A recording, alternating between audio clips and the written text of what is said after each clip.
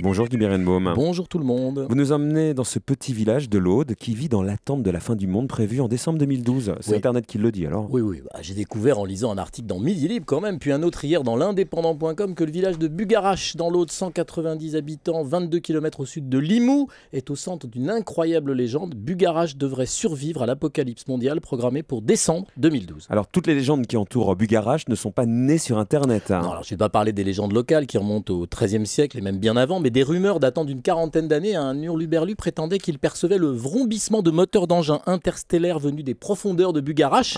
Il y a des sources salées et selon cet illuminé, des hommes vivaient sous ces sources et ils allaient générer une nouvelle société. Alors il s'est passé d'autres choses plus récemment à Bugarache pour expliquer donc ces croyances irrationnelles. Oui, le blog lafindumonde.fr recensait dès février quelques rumeurs trouvées sur le net. Alors je vous les donne en vrac, Marc-Olivier. Le pic, aussi appelé le Pêche de Bugarache, 1230 mètres, abriterait une base spatiale extraterrestre. On y verrait des ovnis. Ah, tiens les voilà.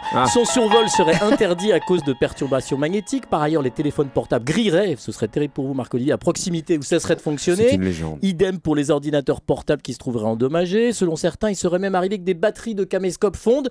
Il traîne beaucoup d'histoires comme ça sur des dizaines de sites internet ou de forums. Franchement Guy, forcément les internautes ont exagéré, non, la portée de ces contes et légendes. Oui, et ceux qui prétendent sur le web que la fin du monde est pour décembre 2012 ont fait de Bugarache un sanctuaire qui survivrait à l'apocalypse annoncée. Et ça a des conséquences dans le village? Oui, des étrangers chercheraient à acquérir des maisons pour s'installer à Bugarache. On prétend qu'il y aurait des Américains parmi eux.